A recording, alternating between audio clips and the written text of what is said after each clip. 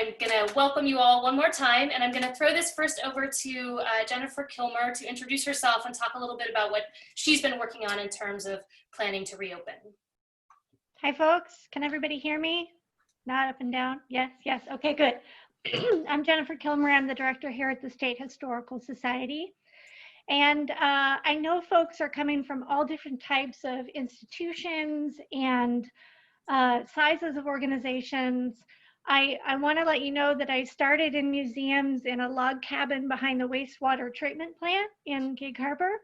So I've worked in a very small organization that then grew, and then here at the State Historical Society. So I'm going to try to tailor my comments to be applicable to everybody, but in a way, I know that as we talk about planning for reopening, it is very much an institution by institution planning process, and there's not going to be a one size fits all.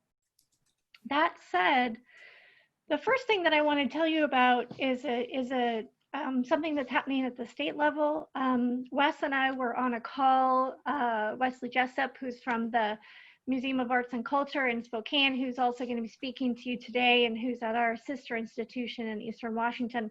We were on a call yesterday with the governor's office talking about reopening cultural institutions across Washington. And this was organized by the Arts Commission, Artswa, and bringing together cultural organizations across the state. And sort of long story short is that there's a task force that's being put together. Task force is, let's just say, a committee of people who are coming together to develop some a proposal of standards that cultural institutions would want to meet when opening under phase 3 of the governor's reopening phased plan, which is where museums fall. So essentially, this group will think about large institutions, small institutions, staff, no staff, that type of thing, and try to come up with a set of standards that could be met across the cultural landscape that we could then present to the governor's office for review and approval. And I feel really good about that process because it means that the sector will be in charge of developing its own standards and putting those forward, and then having a stamp of approval from the governor's office to say, yes, we agree that these are standards that meet public health goals. So I don't have a timetable on that for you. Obviously, the goal is to have this done prior to us moving into phase 3, but given that the earliest that would happen is sort of June, mid-June, I think we're going to be fine. And Wes can certainly, when he presents, add to that or correct me or anything like that. But I feel good about that process, and we will be certainly, as we start to develop those as a committee, we will be reaching out. Allison will be reaching out to the folks on her group to say, hey, how does this sound? And then we will likely be asking for folks to kind of sign on to that, so that when we do approach the governor with that proposal, there's an understanding that there's broad acceptance of those standards. In thinking about reopening for the State Historical Society, we have 2 facilities. We have the State History Museum and we have our research center. And in many ways, it's like planning for 2 different institutions because there's different activities that are happening at both of them. The way I approach developing a plan is to first think about, what do we need to do in order to keep our staff and volunteers safe? So not even thinking about visitors, not thinking about welcoming anyone else through the doors, but when we bring our staff back, how are we going to keep them safe? And then I started to think about essentially areas of function or operation in the society, beginning with facilities. So obviously we're going to want to give the facilities a thorough cleaning. So step 1, we're gonna get everything clean. The second is, how are we going to meet social distancing standards within the facility? So looking at every single office space to say, are there people whose cubicles prevent them from having any kind of social distancing? Can we move them to another space? Or do we need to consider having a staggered schedule so that one person is there on one day and another person is there on another day? Um, thinking thinking about how people will move throughout the spaces, and how they will do that safely, and what kinds of safeguards we need to put in place. Um, will they be wearing masks? Will we be doing health checks, for example? Um, these are things that are not at this point being mandated at the state level, although there are things that are sort of happening every day. But the approach that I took in planning was to essentially take the most conservative, strongest public health protection possible, so that thinking that it's going to be easier to back off of that than to put that in place, right? So if we start from this really, really strong public health position, and then let's say we get to June and all of a sudden things look very different, we can pull back from that more easily. We did so for example, my plan right now calls for all staff wearing masks when they're in their public spaces, right? That we're all of those workspaces enable us to maintain that social distancing. It also looks at things like, can we have more air exchanges in the building, so that we're promoting airflow, which is something that comes out of some CDC reports. Is it possible to change the filters? For us, probably not possible, because I think it's about $25,000 to change all the air filters in the museum. But for a smaller institution, that might be doable, right? To just sort of start off with doing something like that. And again, I hesitate to say that that's a recommendation. That's something that I've read in some of the reports that I'm looking at. And I do want to back up and say that for the plan that I did, I've relied very much on guidance from specific agencies. So I looked at OSHA, I looked at the CDC at the federal level, and then at the state level, L&I and the Department of Health. They all have guidelines up on their websites. Most of them are not specific to nonprofits or museums, but they're basically specific to reopening a business.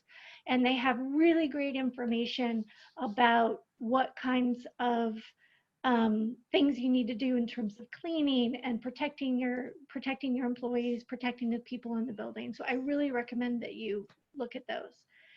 Along those same lines, I also in my plan include what's the kind of information we're going to have posted for all of our staff. So for the CDC in particular has some posters that they've created. L&I have posters that they've created that talk about the rights of workers, reminding people to wash their hands, things like that. So kind of thinking through some of those personnel things that you would normally do. You put a poster up about worker safety. There are some specific posters that relate to the pandemic and how it impacts the workplace that you can also consider putting up. Then I started thinking about visitors, and obviously I do want to point out the American Association of Museums came out with some really good broad guidelines for reopening museums, and I would absolutely recommend that you take a look at those. It's a great way to kind of start planning things.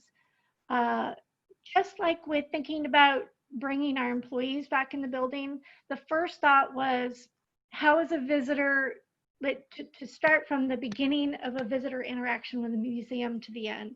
So the beginning is buying a ticket. Again, because I'm structuring this in the most conservative way, my plan calls for all online ticketing, which we have the capacity to do. So that there's no exchange of money, there's no handling of credit cards at the front desk. Now, again, that may change. We're looking at purchasing the kind of credit card reader that you can do the tap technology, or the person can insert it themselves. but for this most conservative plan for doing online ticketing. And we're also looking at timed ticketing so that we know how many people are coming into the building at one time. If you don't have the capacity to do timed ticketing, you know, I think that the good old fashioned way of doing that, right, is you just let people in at different times, right? You just say like, hey, can you come back later? The museum's full. But thinking about the restrictions are going to be about how many people are in the building at one time, and thinking through the ways that you can do that through the time ticketing or through just having somebody at the door. We also are going to install plexiglass at that reception desk so that when people come up to the reception, there's a protection for our employees. That's another sort of physical protection that we're putting in place. Then thinking about how they're moving through the spaces. So the State History Museum is pretty large. What I have in my plan is to create a one-way route through our permanent gallery. That way folks aren't bumping into each other if they're choosing to go in a different route. There's not really a normal route through the Great Hall. If you've been there, you can kind of wander around. So using stanchions and other signage, we can create a one-way route that makes sure that people are not bumping into each other. We can also stagger directing folks to go up to the temporary galleries on the 5th floor, and then down to the and then the permanent galleries on the 3rd floor. I want to be mindful of my time. Am I doing okay? Just a couple more things I want to mention. So thinking about how we can direct them. The experience that they have in the gallery, our plan calls for shutting down and sort of physically demarcating that anything that's hands-on is not available, which is really unfortunate. You know, it's just kind of a whole new world right now, but we would have those things turned off. We don't have food service in the museum. That's not something that we're thinking about. But you know, obviously you're going to want to think about individual plans for food service or for a museum store. And then I guess the last thing that I would say, because I think I'm going over time, is the other part of the plan is about communications, right? How are we communicating with our visitors about what's going on? So looking at social media, what's going to go on our website, that type of thing, but making sure that they understand before they get to the museum what the experience they should expect, and then having signage in the museum as well about what they should expect about these one-way routes, you know, encouraging social distancing, things like that. The plan calls for a sign in front of the elevator that says the elevator is either single occupancy or single group occupancy, because there's no way to social distance in our elevators.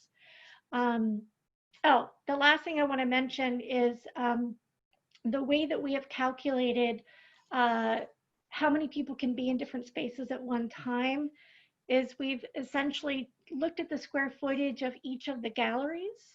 And then I've given actually a really robust sort of 10-foot radius around individuals. So taking the square footage divided by 100, and then that would be the occupancy. So for example, a gallery that's 3,500 square feet with this 100-foot sort of radius around a person, you would have 35 people who could be in that space.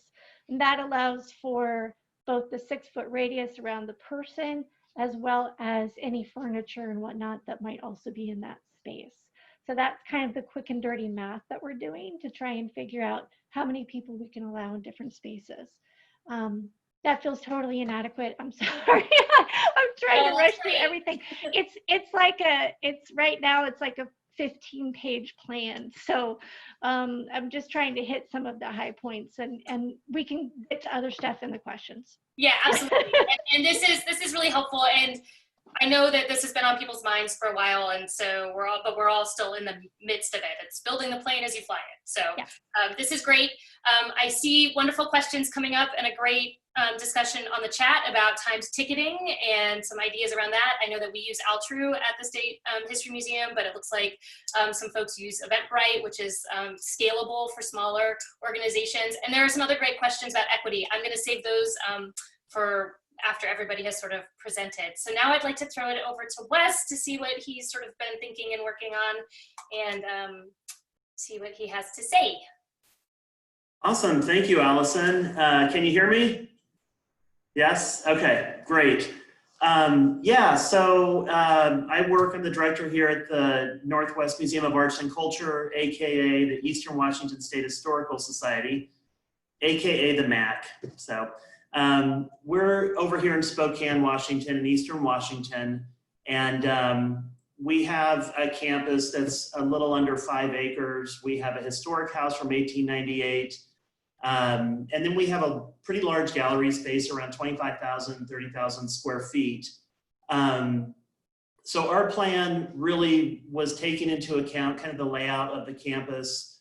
I won't go into kind of how we're talking about bringing employees back. It's pretty much the same as what Jennifer said.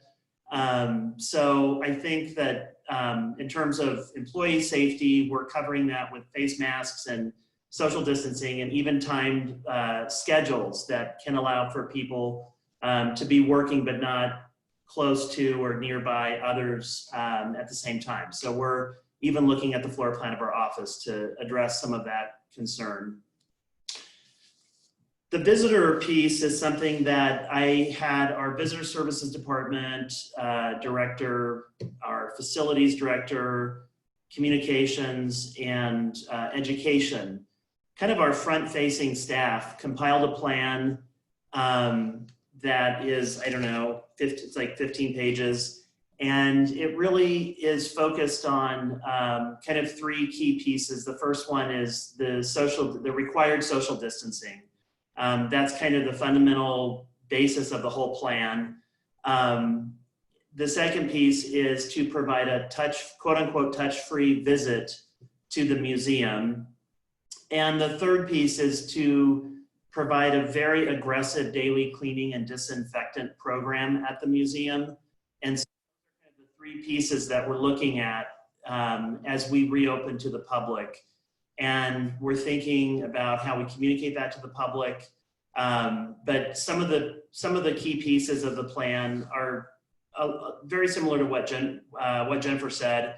And so we also have a ticketing system that allows for us to time ticket, and it can all be done online. So we have no plans of actually having any transactions in our visitors services desk and our admissions desk. In fact, we have a whole, we've designed a plexi covering for that desk.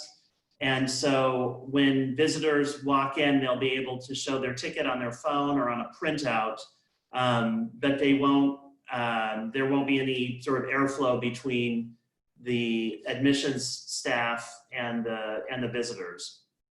And then we're fortunate in our floor plan, and I know this is where, you know, every museum is different in terms of, you know, what does that visit look like in terms of pathway through the facility. So we're fortunate because we actually have a facility, a design that's a linear pathway. So you can go in on one side and come out the other side, and there's no need to backtrack.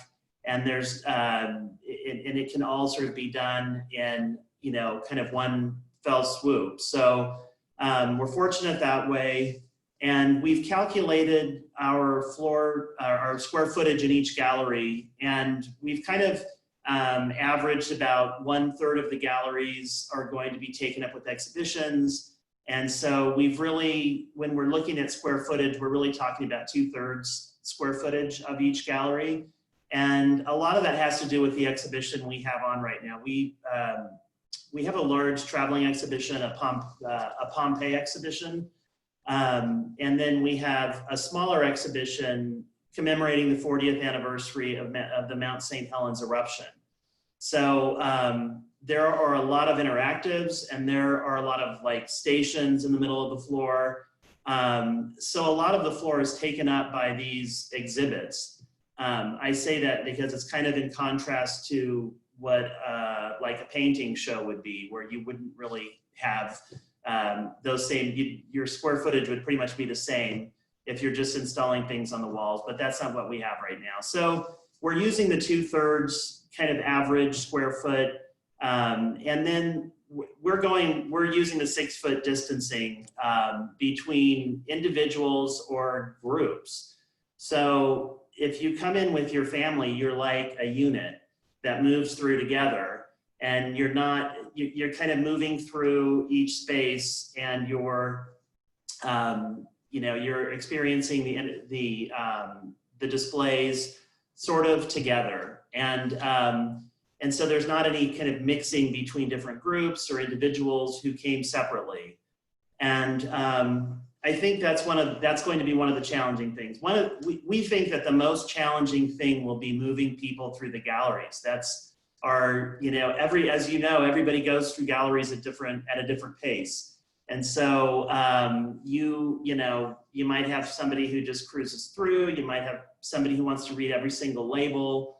And so you have to account for that. So what we're doing to work with that factor is we're going to have a person stationed in each gallery, and where it's possible to have a visual between galleries, we will be sending people on to the next gallery.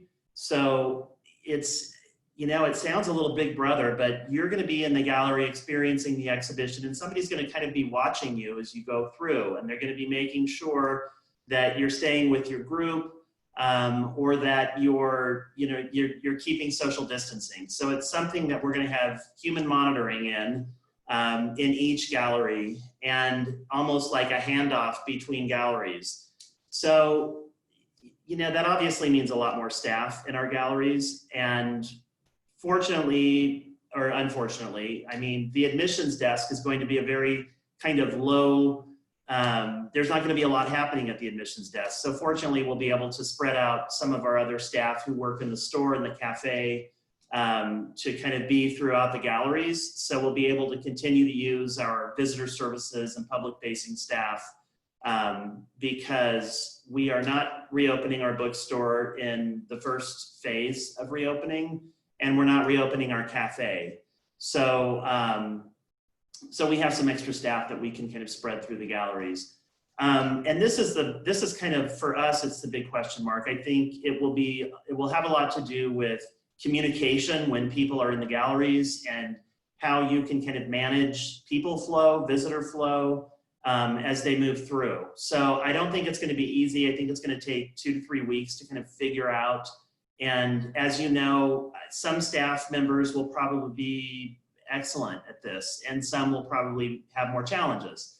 And so I think that we're imagining that there's going to be we're going to be pretty flexible when we reopen, and there's going to be some troubleshooting, and there's going to be some situations that people probably haven't had before. And so I think that staff communication is going to be very important. Kind of on-site oversight. Our visitor services director will be, at large in the galleries, kind of making sure things are going well. And we're going to be really thinking about the visitor experience in the gallery from this new perspective, because it's not going to be the same visitor experience. It's hard enough to imagine people walking through with masks on, but we will be requiring masks. So it will have a very different look and feel, and I think that's what we're trying to wrap our heads around right now before we get to the reopening part. We've also managed to, going back to the touch-free visit. So we have, our entrance doors are handicap accessible, so you can sort of elbow the door open with the automatic door opener. So you'll be able to get in the museum that way. You'll be able to show your ticket or your phone to the admissions desk person to get in.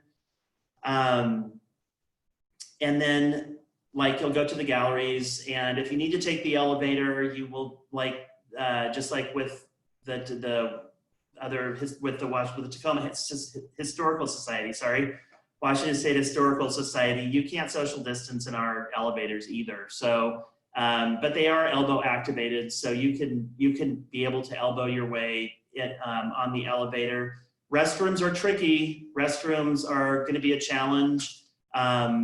We have push doors, and so you'll be able to push your way in, and we're installing the little metal for when you're leaving and you don't want to touch the handle to pull. There will be a foot pad on the bottom of the door with a grip, so you can just open the door with your foot. And I've started to see those more being used at bars and restaurants, so I think those are like a little more common now, and people have, those won't be so foreign. And the same thing with stall doors with an elbow contraption that our facilities department is working out. So not to get too far into the weeds, but if we're going to talk about touch-free, we have to kind of go there. So that's another thing that we're thinking about. Our historic house, the Campbell House, is not going to reopen in the first phase. The spaces we feel are too small for different groups of people or different individuals to have a meaningful experience while social distancing. And so that's unfortunate, but it's just the way it's going to be when we reopen. And hopefully later on, after we kind of get to this first phase of reopening, we'll be able to reopen the Campbell House. And I'm thinking about probably, I'm like Jennifer, I've worked at very small museums. This is a larger museum. But I think that social distancing in some of the smaller museums is going to be a real challenge. And that's something that, we're all going to have to think about, because it's one thing when you have kind of a big open admissions desk and you have big galleries that are thousands of square feet across. And it's different if you're going through a small historical society where the galleries are more compact. And so it's something that I think everybody's going to have to work out depending on their space. And then I think the only other thing I have is that, it's like probably for so many of you, it's been really hard. We rely heavily on our revenue, on the earned revenue that we bring in through the store and the cafe and through the admissions. So I'm raring to go. I really would love to reopen. We're in Eastern Washington. The county commissioners, I believe, either today or last night sent a letter to the governor saying, it's not Seattle over here. We don't have that many cases. They're really pushing to reopen sooner. And I know that the governor is really looking at different parts of the state differently, depending on different factors. So I would just be in touch or be in contact with your county or city officials as they create their own plans for reopening, because I think it is different. And I do feel like the governor's office is truly listening to different places and different locations and taking into consideration the different factors that are going into to where they kind of stand with the pandemic right now. So that's a great segue, Wes. All right, moving right along. Okay. Yeah, that's perfect. Thank you for all that information. And we'll send it over to Sadie in 1 second, who can speak to that kind of county level experience. Yeah, go ahead. One more thing. I was going to say, I'm happy to share the plan that we wrote with anybody. Perfect. I don't know how to best do that, but I can send it to you, and yep. If it helps other people, that's great. Yeah, absolutely. And that's one thing I wanted to say to everybody. So if you've been in some of these conversations the last few weeks, you'll know that I will send out a follow-up email with all of the resources and links to things that were mentioned by our presenters today. So I'll certainly send along the 8 a.m. guidelines that Jennifer mentioned and links to some of the INL and all of that. Hopefully if our presenters would like to share drafts of their plans, that'd be great. I'll send those along.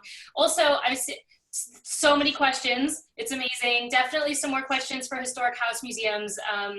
And so some of those topics, if we can't kind of cover that today, I know the American Association for State and Local History has some guidelines for historic house museums and that kind of thing. So I'll be sure to, again, keep an eye on the questions. If we can't circle to the questions that you have, try and send some resources out in that follow-up. So I'd like to throw it over to Sadie, who again is in Kittitas County and can kind of speak to that county level experience. And then we'll just start rolling through as many questions as we can get through. So thank you so much, Wes. You got it. All right, over to you, Sadie. All right. Well, I'm Sadie Thayer. I'm the director of the Kittitas County Historical Museum in Ellensburg. And at the county level, we were getting ready to move to phase 2. We had an opportunity to go to a variance, which has been stalled. We won't go there on that one, but as a part of it, we were prepping our business safety plan through the county's incident management team, and identified ourselves as a medium risk business. So we were working with them to, develop our safety plan and just the chance that we would have an early opening to phase 3. So we were already looking at a lot of what these plans are going to call for, and the fact that we're a small institution. So having 9,000 square feet and only 2 staff and 15 volunteers. How do we operate? How do we continue? How do we get these things done at our small museum level?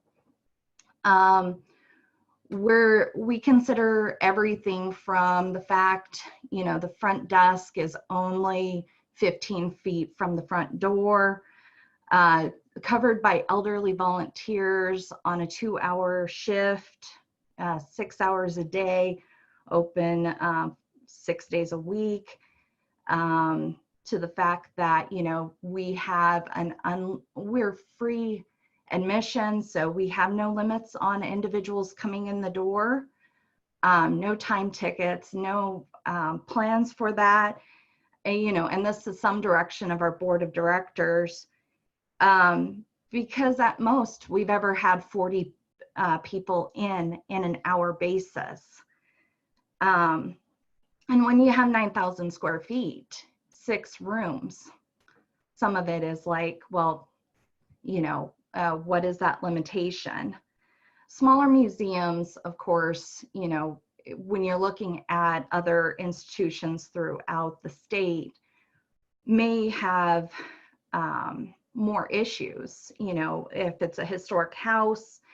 I know there's one here in Kittitas County that is even smaller, and they're going to have some issues, with room size and levels and trying to keep clean, but or access. So others in similar sizing will have other similar issues as well for houses, but as well as other venues. But with us, all of our stuff is almost in glass. So we're looking at objects, touchables. We're looking at our gift shop being right next to the front desk. We're looking at just all these P's and Q's.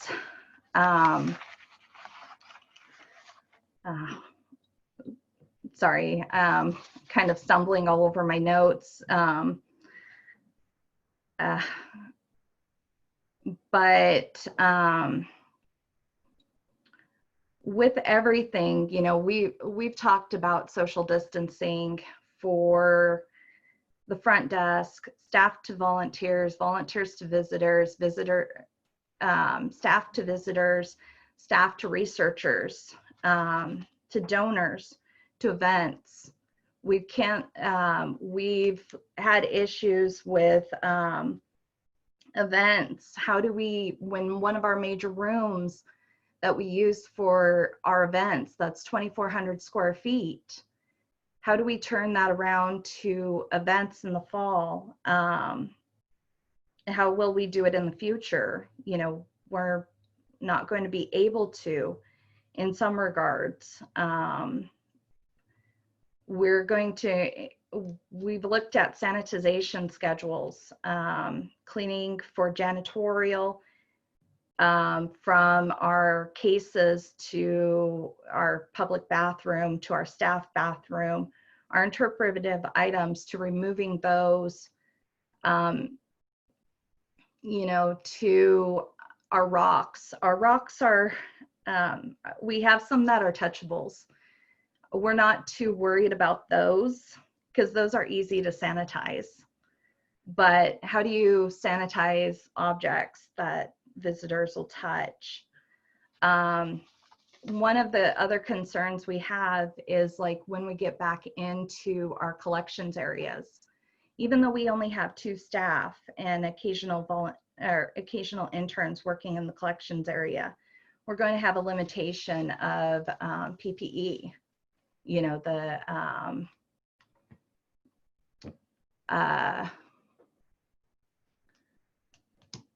nitrile gloves.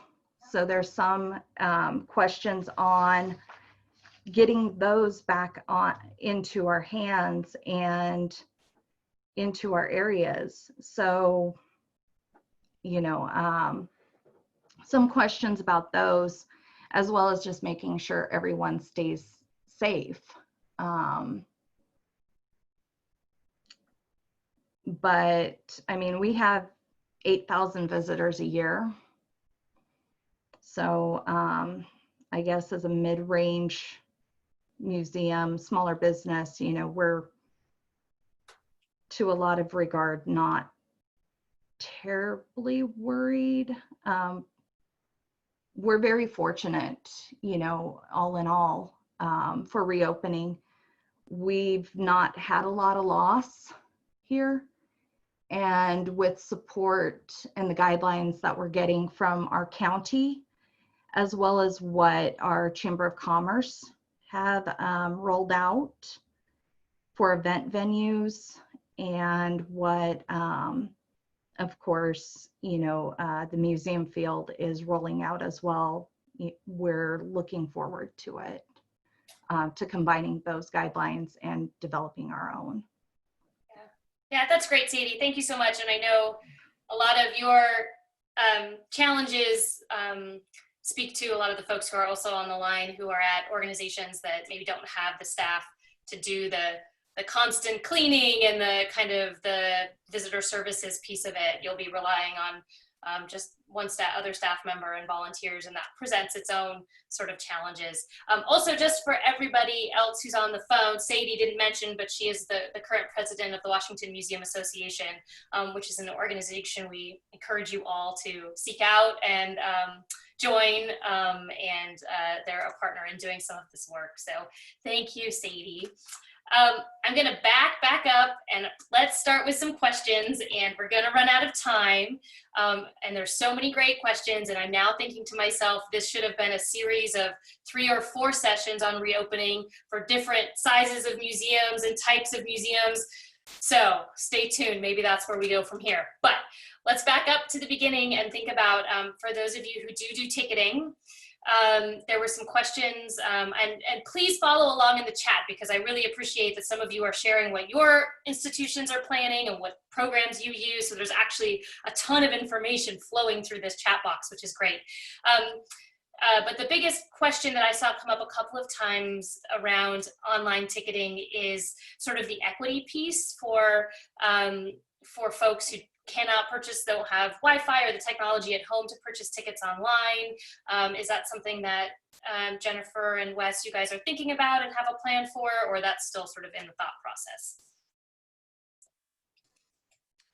Yeah, it's something that we've talked about over here in Spokane a lot. In fact, it was a huge topic of discussion among our staff, because we feel that we are going to be limiting sort of who's able to get in.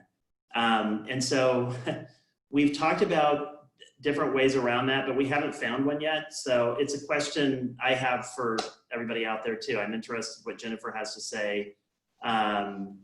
You know, it may be something where, you know, it's like that for the first month or something, you know, until things are a little better into phase 2. But I have real concerns about that. It bothers me, but I don't know. Again, I'm interested to hear what others are doing about that. Yeah, Jennifer, have we kind of been thinking about it? Well, there's no silver bullet on that. You know, we participate heavily in the library pass program.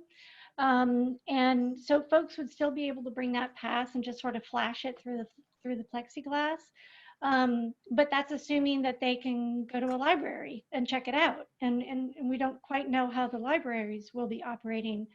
We also have some specific discount programs that, you know, all the access that we've looked at is all about financial, right?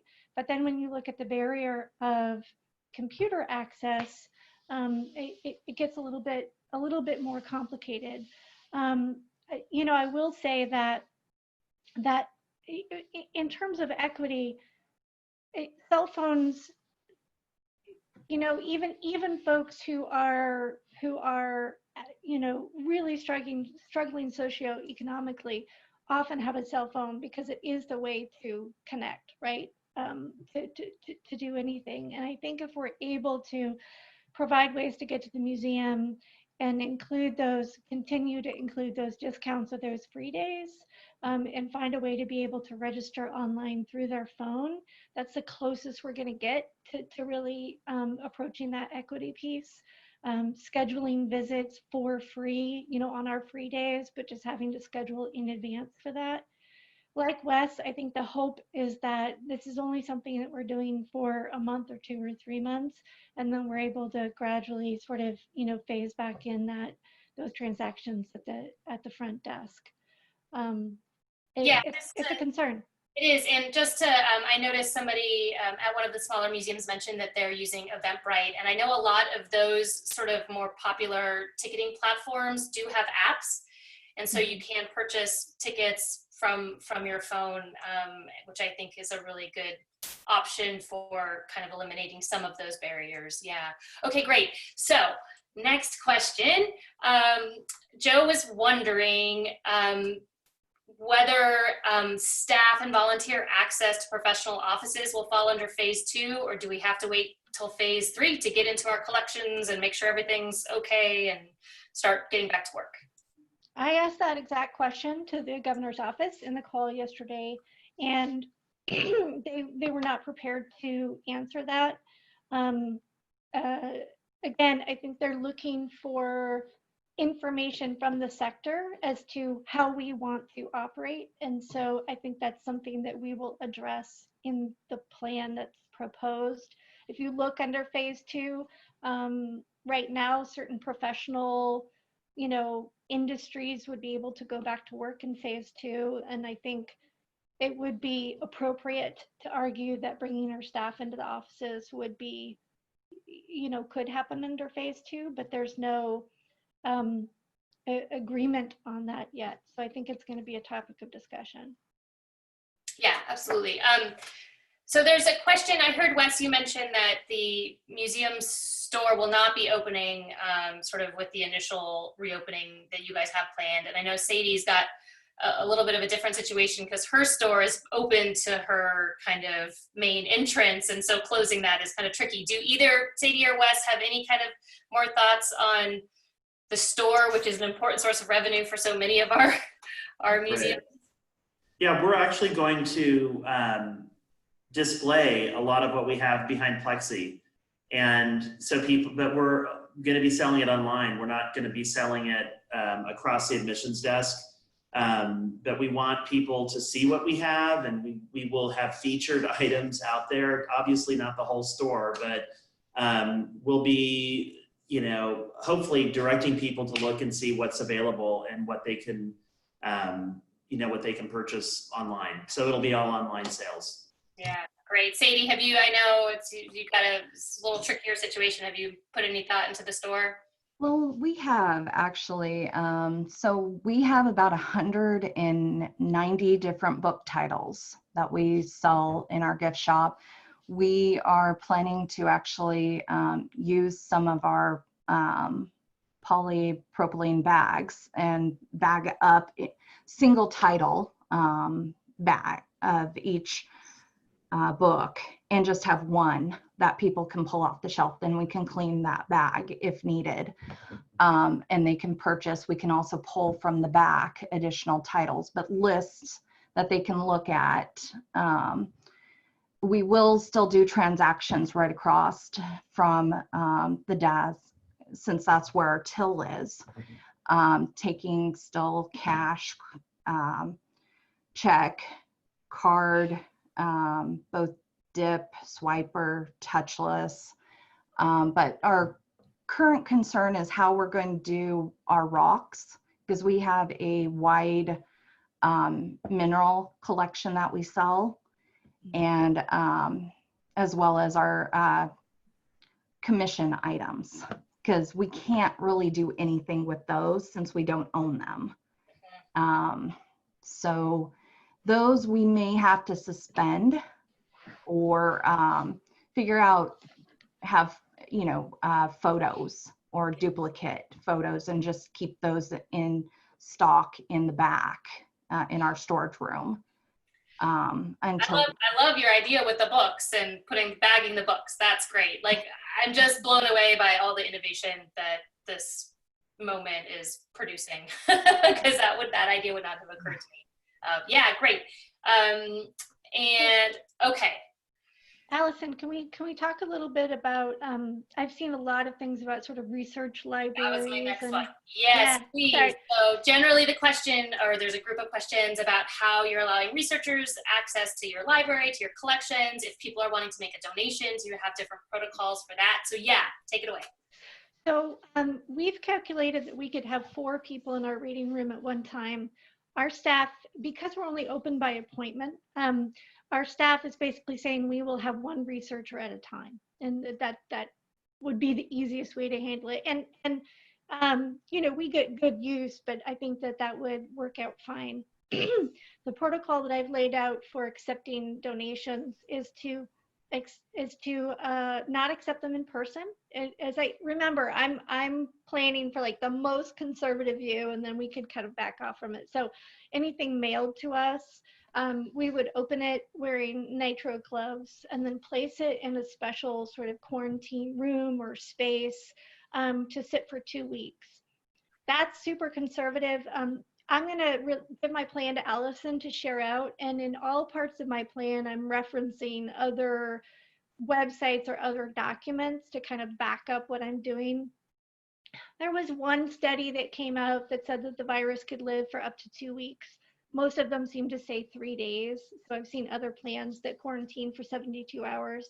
I figured there's no urgency. We've got stuff that hasn't been touched for 30 years, you know, so, you know, let it sit for 2 weeks to just sort of let everything die, and then go from there. So we're just sort of quarantining objects that are in the mail and handling it that way. Yeah, that makes sense. Wes, are you guys planning for anything kind of different? Oh. No, it's okay. No, we're not. I mean, we have a unique situation in that our main archivist is actually going on maternity leave, so we're going to be understaffed there, and we have not figured out how many people. We haven't figured that out yet, and we think it might. We think our archives will probably open after our admissions to the museum happen. We're going to try to deal with that first, and then I think we'll get to the archives a few weeks later. Yeah, great. And there's some great information. We have colleagues from the Museum of Flight in the chat who are sharing sort of how they're approaching this. And so definitely keep one eye in the chat for more answers to these questions. Are any of the 3 of you guys providing masks to the public? We're going to have masks available, yeah. And there's some that we haven't decided if we will just be giving them out, if we're going to require people to come with masks, or if we're going to charge for them, because it would get very expensive if everybody showed up without a mask and we were sort of just giving them away. So we're trying to understand that, but I think we are going to have them available. And the question now is, you know, and we're also trying not to have contact with visitors, so that complicates that as well. So I think we're going to require visitors, and when they purchase their ticket, they're going to have to check a box that they understand that they have to bring a mask to the museum, is what we've talked about.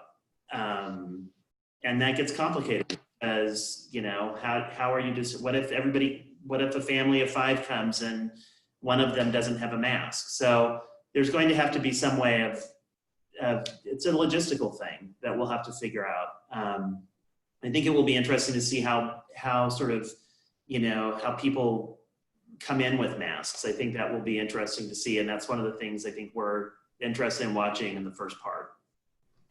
I think there's a challenge as well that kind of relates to liability that hasn't been figured out. And Allison and I were talking about this.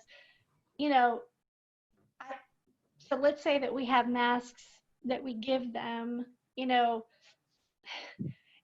we taking on a certain amount of liability by implying that we're giving them PPE? If we just require them, then the responsibility is on them.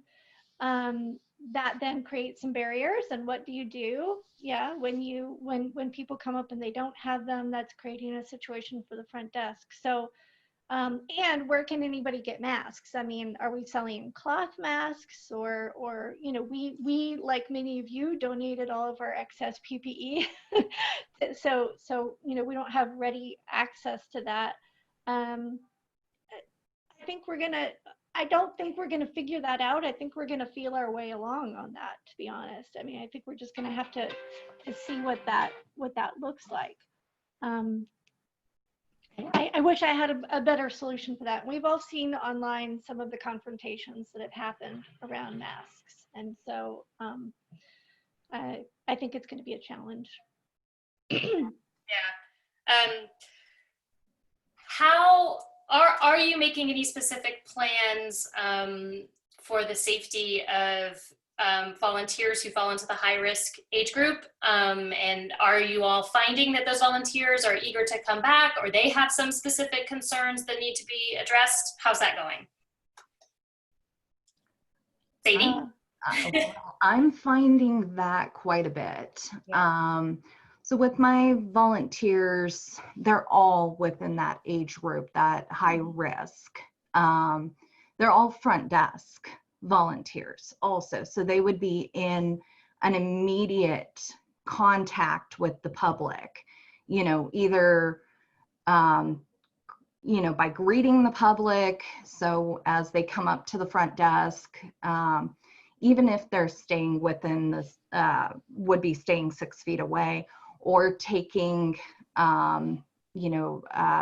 funds for the gift shop or donations or membership, because that's all coming into our till, or even our apartment rents, because we do operate our commercial rentals. So those all process through our till.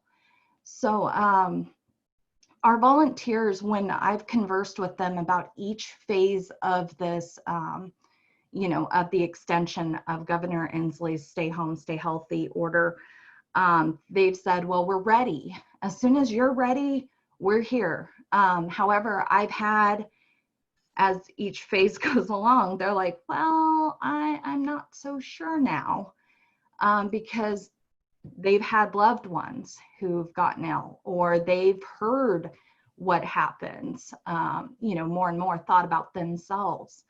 And I've had 2 volunteers drop off, just saying, thanks, but no thanks. I've loved it. I'm not coming back. I've had a couple others that just keep knocking at the door saying, if you open up, I'm ready. I want to clean. I will, anything you want me to do. Just, I won't tell anyone if you don't. But I keep saying, no, we're closed to the public. Staff can be on site, but no volunteers, because I won't take that liability. Yeah. So, it's a mixed bag, but when we reopen, that'll be the question, because then I've got to go scouting for new volunteers, because we were already at a decline. We normally have about 30 to 35 volunteers. So yeah, and the best idea I've heard around that, which was probably on a phone call you were with, Sadie, was we have all of these college students who have been sent home. Maybe they are looking for something to do with their time. well, and there's the whole difference on interns as well. I mean, you've got the regular physical intern and you've got the virtual internships going on right now too. So that's a whole nother kettle of worms. I think the key though is to just keep in mind that really everybody needs to be treated the same. You know, whether they're a volunteer or staff person or an intern or whatnot, they have to be protected, right? They need to, whatever training's happening around safety precautions or new things, they all need to have the training. You know, I think there are institutions that are on this call that probably are all volunteer, right? And the volunteers are the staff. They just are for your institutions. And for ours, they're, you know, while they are a special category of not being staff, I think in this situation, we have to consider them that way in the sense of how we're going to protect them, how we're going to involve them in the planning and the solution. Yes, sorry, I'm still not very good at listening and reading at the same time. So it is 11 o'clock, and the questions that I'm sort of seeing that are sort of still kind of open seem to focus around museum stores, and still some questions and thinking through reopening stores, and then sort of historic house museums, which I agree have their own special kind of challenges. And so certainly for me, I think those are two areas that I'm going to kind of leave this conversation and kind of focus on trying to gather resources around.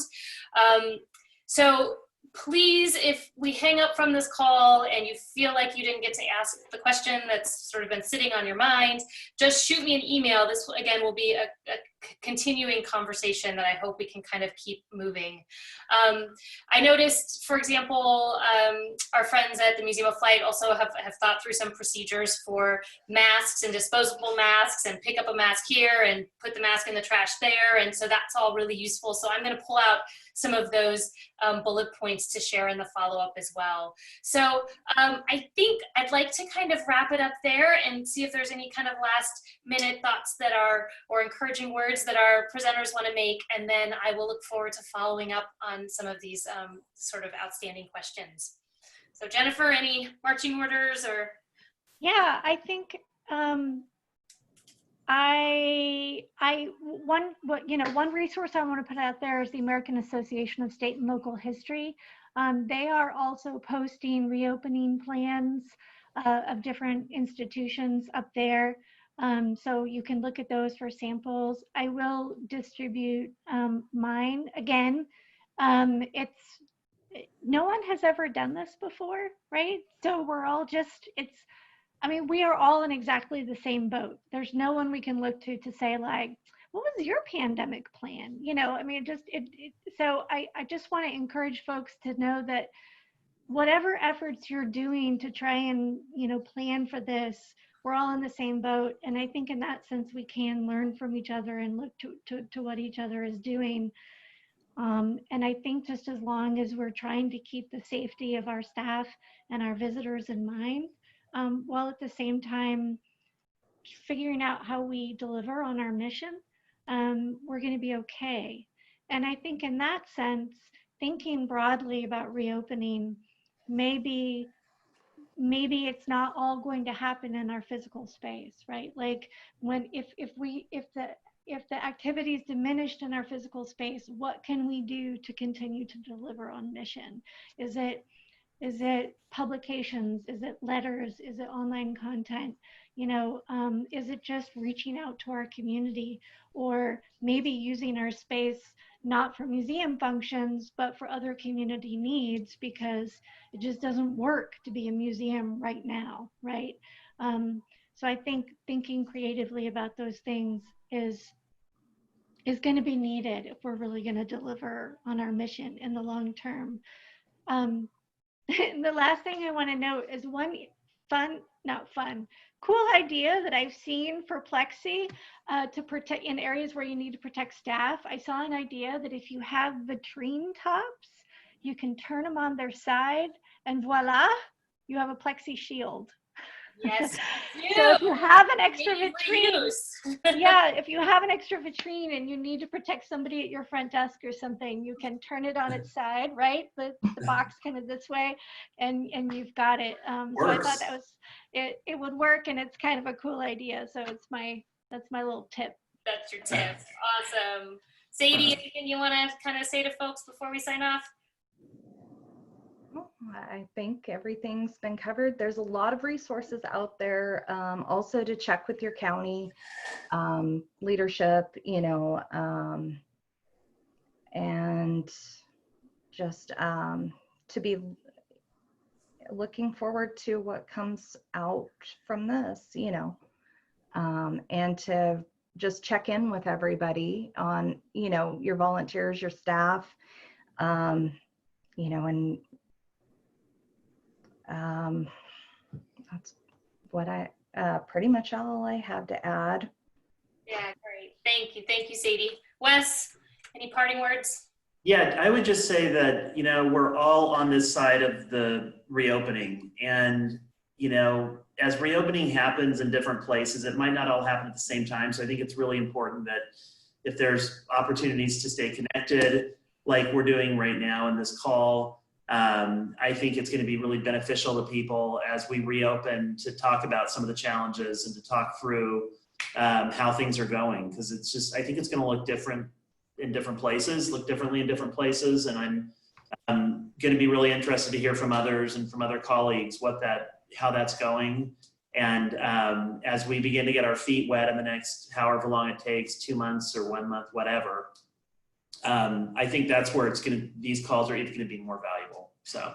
Yeah, absolutely. And I've already been thinking it'll be worth circling back around, you know, at an appropriate moment to kind of check in, and people will have new ideas and new thoughts and new reflections on this. So thank you so much to our presenters. Thank you to the almost 100 people who joined us on this call from all over.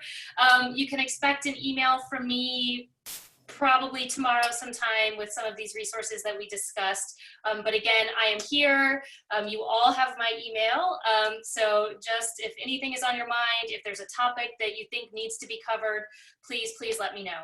So with that, I will sign off and thank everybody again, and hope that you have a productive rest of your day. Thanks, everyone.